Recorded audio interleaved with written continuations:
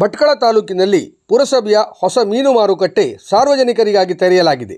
ಹಳೆ ಮೀನು ಮಾರುಕಟ್ಟೆ ವಿವಾದ ಇನ್ನೂ ಮುಂದುವರಿದಿದ್ದರೂ ಹೊಸ ಮಾರುಕಟ್ಟೆ ಈಗಾಗಲೇ ಜನರಿಂದ ಉತ್ತಮ ಪ್ರತಿಕ್ರಿಯೆ ಪಡೆಯುತ್ತಿದೆ.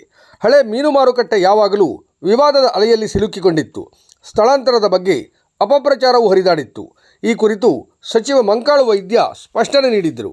ಹಳೆ ಮೀನು ಮಾರುಕಟ್ಟೆಯನ್ನು ಸ್ಥಳಾಂತರಗೊಳಿಸುವ ಪ್ರಶ್ನೆಯೇ ಇಲ್ಲ. ಆದರೆ ಆಸಕ್ತಿ ಹೊಂದಿರುವವರು ಹೊಸ ಮೀನು ಮಾರುಕಟ್ಟೆಯಲ್ಲಿ ಮೀನು ಮಾರಾಟ ಮಾಡಬಹುದು. ಪುರಸಭೆಯ ನಿರ್ಧಾರದಿಂದ ಹೊಸ ಮೀನು ಮಾರುಕಟ್ಟೆ ಸುಸಜ್ಜಿತವಾಗಿ ನಿರ್ಮಾಣಗೊಂಡಿದ್ದು ಸಾರ್ವಜನಿಕರಿಗೆ ಸೌಲಭ್ಯ ಕಲ್ಪಿಸಿದೆ ಎಂದಿದ್ದರು. ಪುರಸಭಾ ಅಧ್ಯಕ್ಷರು ಮಾತನಾಡಿ, ಈ ಮಾರುಕಟ್ಟೆಯಲ್ಲಿ ಪಾರ್ಕಿಂಗ್ ವ್ಯವಸ್ಥೆ, ಸ್ವಚ್ಛತೆ ಸೇರಿದಂತೆ ಎಲ್ಲ ಸೌಲಭ್ಯಗಳು ಲಭ್ಯ. ಸಾರ್ವಜನಿಕರು ಇದರ ಸದುಪಯೋಗ ಪಡೆದುಕೊಳ್ಳಬೇಕು ಎಂದಿದ್ದಾರೆ. ಪುರಸಭಾ ಸದಸ್ಯರಾದ ಪಾಸ್ಕಲ್ ಗೋಮ್ಸ್ ಮಾತನಾಡಿ, ಹಲವಾರು ದಿನಗಳಿಂದ ಇದ್ದ ವಿವಾದ ಈಗ ಬಗೆಹರಿದಂತಾಗಿದೆ. ಹೊಸ ಮಾರುಕಟ್ಟೆಗೆ ಜನರು ಉತ್ತಮ ಪ್ರತಿಕ್ರಿಯೆ ನೀಡಿದ್ದಾರೆ ಎಂದಿದ್ದಾರೆ. ಸಾಮಾಜಿಕ ಮುಖಂಡರು ಹಾಗೂ ಪುರಸಭಾ ಸದಸ್ಯರು ಹೊಸ ಮಾರುಕಟ್ಟೆ ಆರಂಭಗೊಂಡಿರುವುದಕ್ಕೆ ಸಂತೋಷ ವ್ಯಕ್ತಪಡಿಸಿದ್ದಾರೆ. ಹೀಗಾಗಿ ಭಟ್ಕಳ ಪುರಸಭೆಯ ಹೊಸ ಮೀನು ಮಾರುಕಟ್ಟೆ ಈಗ ಸಾರ್ವಜನಿಕರಿಗೆ ಉಪಯೋಗವಾಗಲಿದ್ದು ಹಳೆ ವಿವಾದಕ್ಕೆ ಒಂದು ಅಂತ್ಯ ದೊರೆದಂತಾಗಿದೆ. ಸುಮಾರು ಒಂದು 5 ದಿವಸ ಆಯಿತು ನಮ್ಮ ಮಾರ್ಕೆಟ್ ಓಪನ್ ಆಗಿ. ಕೆಳಗಿನ ಮಾರ್ಕೆಟಿಂದ ಇದು ಹೈಲೈಟ್ ತುಂಬ ಒಳ್ಳೆ ಮಾರ್ಕೆಟ್ ಆಗುತ್ತೆ. ಅಲ್ಲಿ ಗೊಜ್ಜೆ ನೀರು ಮತ್ತು ಇದೆಲ್ಲ ತುಂಬ ಹೋಗಲಿಕ್ಕೆ ಕಷ್ಟ. ಅಕ್ಕಪಕ್ಕದಲ್ಲಿ ಗಾಡಿ ಇಡಲಿಕ್ಕಾಗೋದಿಲ್ಲ.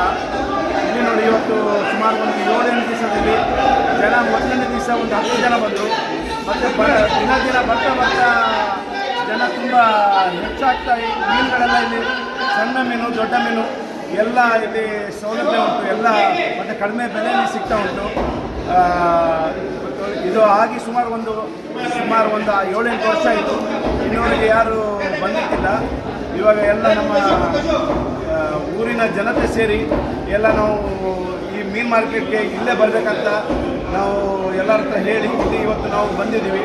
ಕೆಲವೊಬ್ಬರು ಅವರು ಅಲ್ಲಿ ಬಿಟ್ಟು ಇಲ್ಲಿ ಬರೋದಿಲ್ಲ ಅಂತ ಹೇಳಿದ್ರು. ನೋಡಿ, ಇಲ್ಲಿ ಬಂದರೆ ಒಳ್ಳೆ ಸ್ವಚ್ಛತೆ ಇರ್ತದೆ, ಒಳ್ಳೆ ಮೀನು ಸಿಗ್ತದೆ, ನಿಮಗೆ ಪಾರ್ಕಿಂಗ್ ವ್ಯವಸ್ಥೆ ಉಂಟು. ತರಕಾರಿ ಮಾರ್ಕೆಟ್ ಅಕ್ಕಪಕ್ಕದಲ್ಲಿ ಎಲ್ಲ ಒಂದೇ ಕಡೆ ಉಂಟು. ಯಾಕಂದರೆ ಅಲ್ಲಿ ಹಾಸ್ಪಿಟಲೈಸಲ್ಲಿ ಎಲ್ಲ ತುಂಬ ಕಷ್ಟ ಆಗ್ತದೆ ನಮಗೆ ಪಾರ್ಕಿಂಗ್ ಎಲ್ಲ.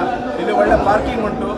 ನಾವು ದಯವಿಟ್ಟು ಜನತೆಯಲ್ಲಿ ವಿನಂತಿಸ್ಕೊಳ್ಳೋದಂದರೆ, ನೀವು ಇಲ್ಲೇ ಬಂದು ಈ ಮಾರ್ಕೆಟ್ನ ಮುಂದೆ ಒಳ್ಳೆಯದಾಗಿ ಮಾಡಬೇಕಂತ ನಾನು ನಿಮ್ಮಲ್ಲಿ ವಿನಂತಿಸ್ಕೊಳ್ತಾ ಇದ್ದೀನಿ.